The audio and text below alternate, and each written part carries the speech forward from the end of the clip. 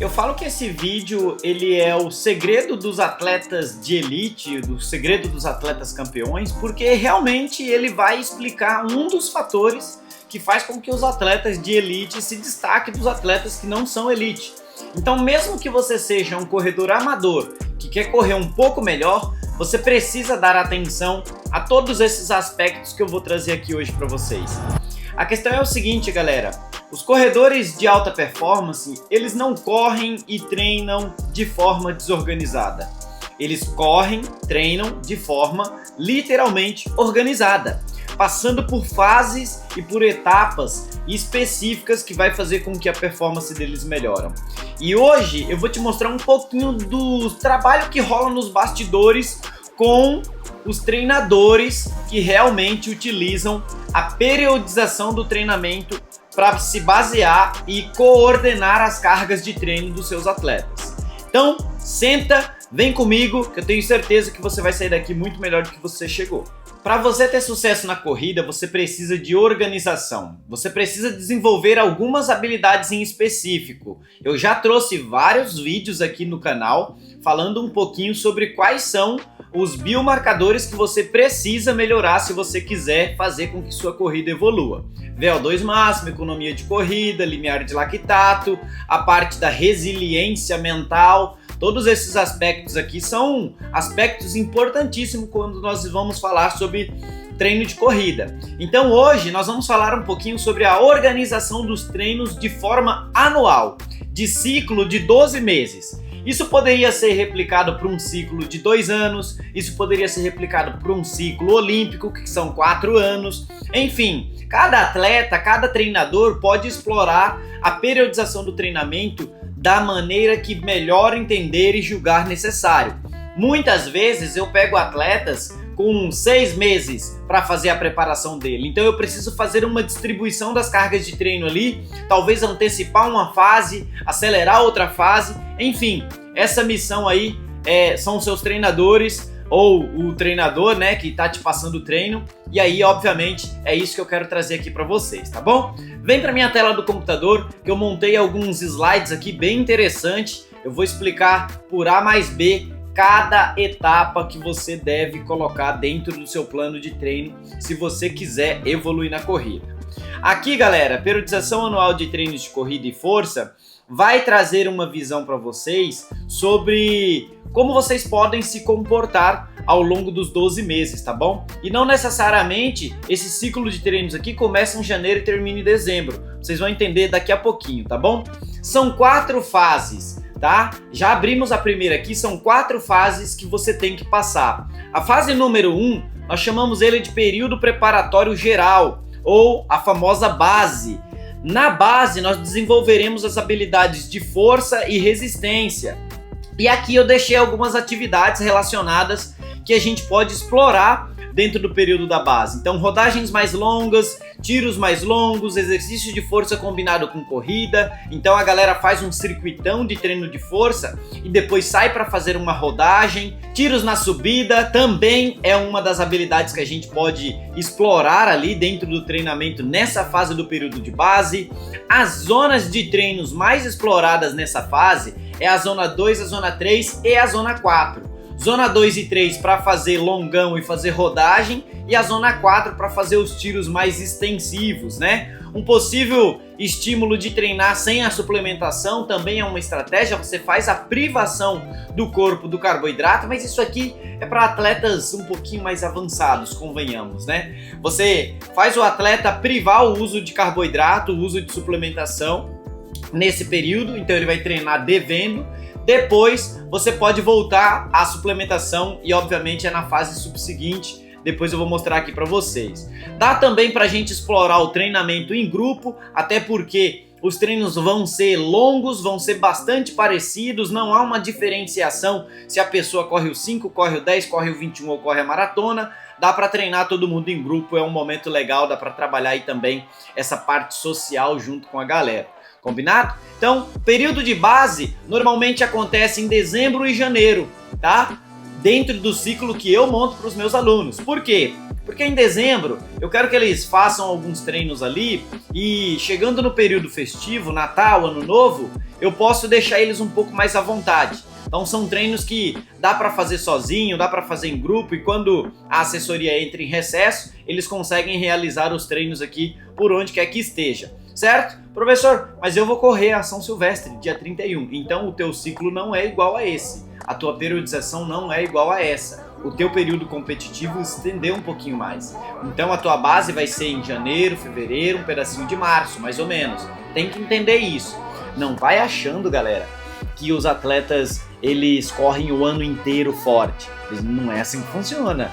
Se você corre o ano inteiro forte, se você corre o ano inteiro da mesma maneira, você tá ferrado, você tá fadado a ter lesão, a ter desconforto. Lá mais na frente, você pode ter o que a gente chama de overreaching, que é treinar, treinar, treinar e não evolui. Se você insistir nisso e não der um tempo de descanso, você vai entrar no overtraining, que é treinar, treinar, treinar, não evoluir e além de não evoluir, involuir. Você perde performance, vai competir e não consegue entregar. Então, os atletas de elite, de performance, eles não treinam forte o ano inteiro, tá bom? Eles mudam as características ali. Vocês estão observando aqui na fase 1, o objetivo é desenvolver muita resistência e desenvolver força junto com essa resistência, beleza? Mas é isso, essa foi a etapa 1 e agora nós vamos para a parte 2. Na parte 2, esse é o período preparatório específico. E aqui na minha tela você vai ver que nós vamos desenvolver agora não é força e resistência, é força e velocidade. São duas habilidades ali que são necessárias para fazer com que você comece a ficar mais rápido. E aí, obviamente, dentro do período específico, você precisa dividir o tipo de treino nas subcategorias. 5 e 10 km, quem treina para o 10 e para o 5 acaba conseguindo competir as duas distâncias. 21 km, que é totalmente diferente do 5 e do 10. Aqui as características elas recebem formas bem diferentes. E a maratona, que inclusive exige muito mais tempo de preparação, certo? Então são 3 tipos de planejamento diferente que merece as devidas atenções. Então por isso que no período preparatório específico esquece aquela ideia de treinar em grupo de forma corriqueira e frequente. Não vai acontecer. Por quê? Porque tu tem um objetivo, teu amigo tem outro objetivo. Então se você está treinando sempre com o seu amigo, vocês estão correndo provas diferentes, eu sinto muito, um dos dois está treinando errado e vai acabar não evoluindo. Vem para minha tela aqui que eu vou te mostrar quais são as habilidades que a gente deveria dar ênfase, tá bom? Então, o foco obviamente é força e velocidade e os tipos de atividade que pode rolar nesse período são as rodagens curtas, rodagens moderadas e também as rodagens longas. Tiros mais moderados e curtos. Quando eu digo moderado aqui, turma, eu não estou me referindo sobre a intensidade, tá? Estou me referindo sobre a quantidade de quilômetros, tá bom? Então, para quem corre 5 e 10 aqui, você consegue rodar aqui 12, 14, 16 e 20 quilômetros, né? Entre moderado e longo. Se você vai correr 21 quilômetros, vai correr 14, 16, 18, 22, 20... Se você vai correr maratona, eu estou falando de 30, 36, 34, 32, 38, talvez, se a pessoa tiver tempo e se for uma pessoa bastante experiente, se ela se recupera rápido depois de longo, certo? Então, os tiros mais moderados também e os tiros curtos, aqui nós entramos dentro da característica dos tiros de 1000, dos tiros de 1200, lá na base a gente explora mais tiros longos, tiros de 2000, tiros de 3000, tiro de 5000, a depender da prova que a pessoa vai escolher no planejamento dela. Por isso que é importante definir qual é a tua prova antes mesmo de você já começar a se inscrever desenfreadamente. Então, às vezes as pessoas estão treinando para 5 e 10 do nada inventam um 21. Não é assim que funciona se tu quer performar, meu amigo. Não é. Infelizmente não tem como. Senão você enlouquece o seu corpo e você vai enlouquecer o seu treinador, tá bom? Então, ó, treinamento de força aqui já é o treino de força mais isolado, esquece fazer o circuito e sair para rodar. Não, você vai fazer o treino de força no dia do treino de força, você vai fazer a rodagem no dia da rodagem. Talvez se você corra 6 vezes na semana aí, você pode fazer o treinamento de força e a rodagem leve no mesmo dia, mas o intuito é que você desenvolva a sua corrida. Quando você está na base, o intuito é que o treino de força degrade seus estoques de energia, te deixe bastante cansado e você vá para a corrida com as perninhas ali um pouco mais cansadas. Você vê que o objetivo é diferente de cada fase, certo? Então, tiros no plano, então os tiros na subida começam a sair fora de cena. Por quê? O tiro na subida, ele serve para desenvolver a tua velocidade, claro, mas a tua força, a tua biomecânica na subida. Quando a gente vai para o período preparatório específico, eu preciso desenvolver a tua velocidade. Então, se você quiser fazer tiro na subida no período específico, você vai deixar a velocidade, de certa maneira, um pouco mais de lado. Por quê? Na subida não vai ser fácil você fazer um tiro de 400 metros para 1 minuto e 10, 1 minuto e 15. Mas no plano pode ser que sim. Então, é só uma questão de escolher qual habilidade a gente está desenvolvendo. Muitos alunos meus, às vezes, confundem um pouco e querem colocar o treino de tiro na subida dentro do planejamento ali, dentro dessa parte do período preparatório específico. Eu explico isso para eles. Se eu colocar isso aqui lá na subida, você vai ficar um pouco mais lento. Não tem como. A velocidade ela precisa ser trabalhada de forma específica, certo? Então é isso. A zona de treino mais explorada nesse tipo aqui, nesse período, né, nessa fase, são todas as zonas, desde a zona 1 à zona 5. Aqui é onde a gente desenvolve realmente a capacidade anaeróbica e aeróbica do atleta, não tem para onde fugir. Já pode entrar com a suplementação dentro do treino, porque você privou durante 2 meses ali mais ou menos. Agora que você vai entrar com mais velocidade, você entra com uma suplementação, é o casamento perfeito. Pode confiar que você vai correr muito. Os treinos de forma mais isolado, né? Então você vai fazer o treino de corrida num dia de treino de corrida, o treino de força no dia de treino de força. Vai trabalhar também corridas ritmadas forte, principalmente próximo ali do ritmo da sua prova. Vai fazer 6, 7 km de ritmado forte se você vai correr 5 km como prova principal. Então você vê que tem uma característica bem específica no período específico, né? No preparatório específico. Duração normalmente 2 a 3 meses, aqui eu coloco de fevereiro a março. Por quê? Não é porque a gente está dentro do período preparatório específico que a gente não pode já começar a competir. Nós podemos, só que eu já oriento o aluno, calma que ainda não é o teu pico de performance. Quando for o teu pico você vai saber e eu saberei, porque sou eu que organizo, sou eu que distribuo essas cargas de treino. Daqui a pouco eu vou te mostrar uma outra parte bem interessante, então não sai do vídeo não. É uma parte onde eu mostro a organização da semana, cada sessão de treino ali com 4 sessões de treino, por exemplo, vou te mostrar, tá bom? Finalizando aqui a parte 2, a parte do período preparatório específico. Se tu ficou com alguma dúvida, coloca aqui nos comentários que eu ficarei muito feliz de ir lá responder, tá bom? Vou aproveitar esse momento para pedir para você deixar o like. Deixa o like aí no vídeo para fortalecer, para a gente conseguir chegar a mais pessoas, passar esse conhecimento de alto valor agregado para que as pessoas comecem a entender sobre como organizar melhor durante um ano o seu plano de treinamento, beleza? E se tu não é inscrito, cara, tu tá perdendo muito. Se inscreve aí e senta o dedo lá no sininho para você não ficar por fora de nada do que rola por aqui. Terceira etapa, período preparatório competitivo. Aqui é a parte que, na verdade, a grande maioria dos corredores só usa esse período, né? Porque eles correm de janeiro a dezembro. E correm meio que igual um pato, né? Não nada, não voa e não corre. Enfim, né? Só quis dizer que não faz nada direito, certo? Então, assim, no período competitivo, qual que é a minha missão de trabalhar com os meus amadores que performam? Fazer eles competirem bem de março a abril até outubro, novembro. E aí é uma missão dura, turma, porque a gente tem que fazer polimento, a gente tem que fazer a organização das semanas ali, então às vezes uma coisa acaba compensando a outra. Mas, graças ao bom papai do céu e o trabalho que a gente já vem desenvolvendo há mais de 6 anos aí de assessoria, tem dado super certo, né? Então meus atletas estão correndo bem, longe de lesão, sempre performando, desempenhando e aprendendo a cada prova que faz, obviamente. Inclusive, se você quiser se tornar meu aluno, o primeiro link aqui embaixo, ó, é um link da minha loja, você pode comprar planilhas específicas para você, beleza? Então, turma, vamos lá. Na fase 3, que é o período preparatório competitivo, as habilidades que a gente deveria estar dando ênfase é a potência, a força máxima específica e também a velocidade. É nesses dias aqui que, por exemplo, a gente consegue começar a colocar exercícios de salto lá no treinamento de força, exercícios de salto antes do treino de tiro, por exemplo.